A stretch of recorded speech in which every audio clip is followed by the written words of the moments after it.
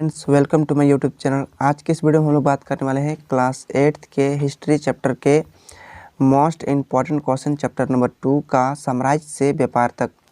आपको बता दें कि अपने चैनल पर आप लोग को हम चैप्टर वाइज से मैथ, साइंस और जियोग्राफी और सोशल साइंस और हिस्ट्री का भी हम लोग करते आ रहे हैं। तो जाकर प्लेलिस्ट में जाकर देख लीजिएगा आप लोग। तो इसका हम लोग मोस्ट VBA MCQ करने वाले हैं। तो चलिए इस वीडियो को शुरू करते हैं। इससे पहले आप लोग से एक रिक्वेस्ट है, अगर वीडियो पर नहीं है तो हमारे चैनल को सब्सक्राइब जरूर कर लीजिएगा, साथ में बेल आइकन को भी दबा दीजिएगा। तो चलिए देखते हैं पहला क्वेश्चन की तरफ। पहला क्वेश्चन में कहा गया है कि अंग्रेज़ों को बंगाल में सीमित क्षेत्र में व्यापार की इजाज़त कितने दी थी। तो देखो, जो अंग्रेज़ जो आए थे तो बंगाल का जो विभाजन हुआ था 1905 में, है ना। तो इससे पहले अंग्रेज़ लोग क्या कर रहे थे, यहाँ पर शासन कर रहे थे। तो उन लोग को व्यापार करने का जो इजाज़त है ना, मतलब परमिशन किसने दी थी। आपके पास 4 गो ऑप्शन रहेगा, हम केवल सही आंसर को केवल डायरेक्ट बोलेंगे। तो देखिए आपके पास 4 गो ऑप्शन है, जहांगीर है, औरंगजेब है, बहादुर शाह जफर है और शाहजहाँ है। तो इसका सही आंसर हो जाएगा ऑप्शन नंबर 2, शाहजहाँ ने। शाहजहाँ ने व्यापार करने की इजाज़त दी थी अंग्रेज़ों को, है ना। अगला प्रश्न है, वास्को डी गामा किस देश के निवासी थे। क्योंकि आपको पता होगा कि 1498 में भारत का खोज हुआ था, है ना। भारत के रास्ते का खोज हुआ था और भारत का भी खोज किया था किसने, वास्को डी गामा ने किया था। तो पूछा था कि वास्को डी गामा किस देश का निवासी था। तो आपके पास 4 गो ऑप्शन है, पुर्तगाल, फ्रांस, ब्रिटेन, जर्मनी। तो आपका सही आंसर हो जाएगा पुर्तगाल का। क्या हो जाएगा, पुर्तगाल का। वास्को डी गामा कहाँ के रहने वाला था, पुर्तगाल का था। अब चलिए अगला प्रश्न की ओर हम लोग बढ़ते हैं। अगला प्रश्न है तीसरा नंबर का है कि 1757 में प्लासी का युद्ध रॉबर्ट क्लाइव एवं किसके बीच लड़ा गया था। तो प्लासी का युद्ध जो हुआ था 1757 में रॉबर्ट क्लाइव और किसके बीच लड़ा गया था। आपके पास 4 को ऑप्शन है, सिराजुद्दौला, सिजाउद्दौला, मिर्जाफर और मिर्ज़ा कासिम। तो इसका सही आंसर हो जाएगा ऑप्शन नंबर 1, सिराजुद्दौला। सिराजुद्दौला और रॉबर्ट क्लाइव के बीच में प्लासी का युद्ध 1757 में लड़ा गया था।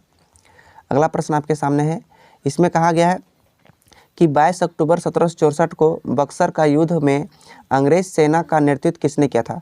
मतलब 1764 में 22 अक्टूबर में कौन सा युद्ध हुआ था, बक्सर का। ये भी कभी कभी पूछता है।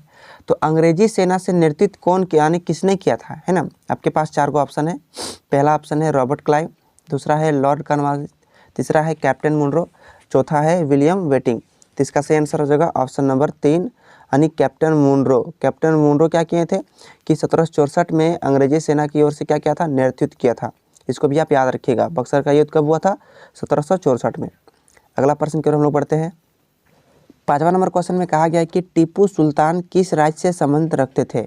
या क्वेश्चन को ऐसे पलटा के भी पूछ सकता है कभी कभी, टीपू सुल्तान कहाँ के शासक थे। मतलब दोनों क्वेश्चन एक ही है ना। जैसे यहाँ पर ये लिखा है ना अथवा में, क्वेश्चन को पलटा के पूछ सकता है कि टीपू सुल्तान किस राज्य के संबंध रखते हैं या टीपू सुल्तान कहाँ के शासक थे। तो इसका सही आंसर हो जाएगा ऑप्शन नंबर 3, मैसूर के। टीपू सुल्तान मैसूर के शासक थे। तो नंबर क्वेश्चन है कि किस कारण से रानी चेन्नम्मा ने अंग्रेज के विरुद्ध हथियार उठाकर आंदोलन शुरू किया था। तो आपके पास 4 गो ऑप्शन है, 17 पर कब्जा किया था, या कितूर पर कब्जा किया था, या संबलपुर पर कब्जा किया था, या नागपुर पर कब्जा किया था। तो इसका सही आंसर हो जाएगा ऑप्शन नंबर 2, कितूर पर कब्जा किया था। इसलिए रानी चेन्नम्मा ने अंग्रेजों के विरुद्ध हथियार चढ़ाया था, है ना। अब अगला क्वेश्चन देखते हैं, ईस्ट इंडिया कंपनी कहाँ की व्यापारिक कंपनी थी। क्योंकि आपको बता दें कि इसका स्थापना 1600 ईस्वी में हुआ था, ईस्ट इंडिया कंपनी की स्थापना, है ना। तो यह कहाँ की व्यापारिक कंपनी थी। तो यह थी इंग्लैंड की। ऑप्शन नंबर 3 आपका सही आंसर हो जाएगा। ईस्ट इंडिया कंपनी कहाँ की थी, इंग्लैंड से।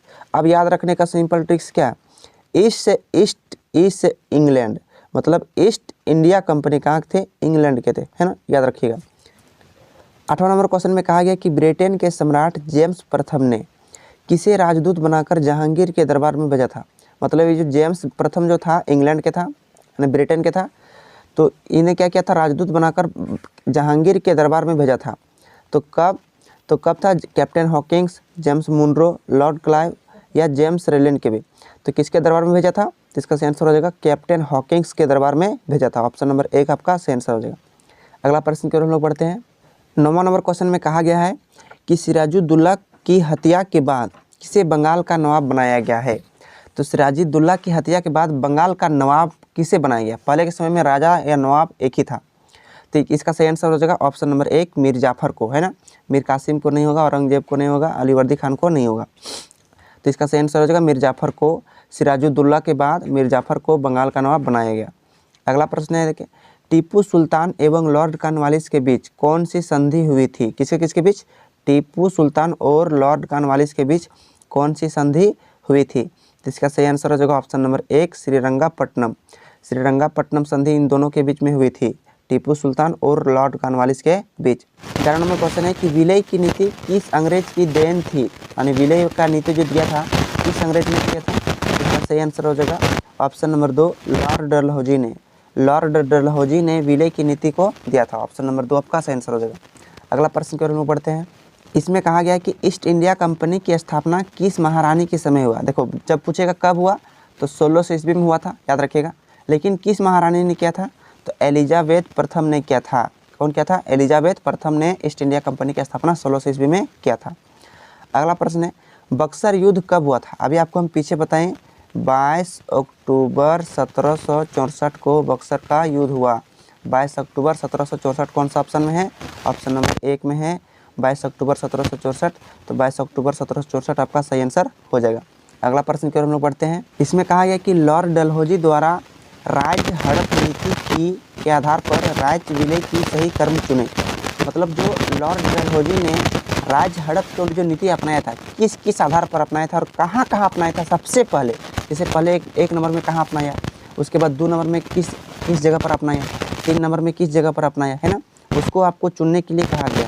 तो इसका सही आंसर हो जाएगा ऑप्शन नंबर 1। यानी सबसे पहले कहाँ अपनाया था? सबसे पहले सतारा में, उसके बाद संबलपुर में, उसके बाद उदयपुर में, उसके बाद नागपुर में। यही था, ये सीरियल वाइज था, है ना। पूछा इनके आधार पर विलय की सही क्रम चुने। क्रम मतलब लगातार चुने। सबसे पहले सतारा में राज्य हड़प की नीति शुरू किया था, उसके बाद संबलपुर, उदयपुर और नागपुर में किया था। अगला प्रश्न आपके सामने है। इसमें कहा गया है कि सिराजुद्दौला कहाँ के नवाब था? जैसे कि आपको हम पीछे बताएं कि सिराजुद्दौला कहाँ के नवाब था, यह थे बंगाल का। ऑप्शन नंबर 3 आपका सही आंसर हो जाएगा। सिराजुद्दौला कहाँ के नवाब था? बंगाल के नवाब था। अगला प्रश्न के हम लोग पढ़ते हैं।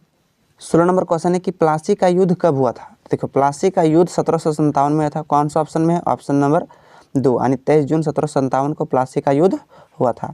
अगला प्रश्न और आज का लास्ट प्रश्न है दोस्त कि ईस्ट इंडिया कंपनी किस महाद्वीप की कंपनी थी? तो देखिए ईस्ट इंडिया कंपनी जो थी इंग्लैंड की थी। आप पूछेगा कि इंग्लैंड किस महाद्वीप में है, तो कौन सा महाद्वीप में? यूरोप महादेश में। कौन सा देश में? यूरोप महादेश का है। तो ऑप्शन नंबर 1 आपका सही आंसर हो जाएगा, है ना। आपको ये भी याद रखना है कि कितने महाद्वीप है, तो 7 गो महाद्वीप है ना। एशिया, अफ्रीका, उत्तरी अमेरिका, दक्षिणी अमेरिका, अंटार्कटिका, यूरोप और ऑस्ट्रेलिया। ये क्या है? 7 गो महाद्वीप है, इसको भी आप याद रखिएगा। तो ईस्ट इंडिया कंपनी कहाँ के थे? यूरोप की थी, है ना। तो इस वीडियो में हम लोग देखें मोस्ट 17 गो इम्पोर्टेंट क्वेश्चन जो आपके एग्जाम की दृष्टि से बहुत ही VVI था। यहाँ से आपके एग्जाम में एक प्रश्न जरूर है कि पूछा ही जा सकता है। तो उम्मीद करते हैं कि यह वीडियो आपके एग्ज़ाम के लिए बहुत ही हेल्पफुल होगा। तो एक प्यारा सा लाइक कर दीजिएगा इस वीडियो को। और आप हमारे चैनल को अभी तक सब्सक्राइब नहीं किए हैं तो प्लीज़ सब्सक्राइब करके बेल आइकन को भी दबा दीजिएगा ताकि हमारे आने वाले हर एक वीडियो का नोटिफिकेशन सबसे पहले आप तक पहुंच सके। चलिए फिर मिलते हैं दूसरे वीडियो के साथ, तब तक के लिए धन्यवाद।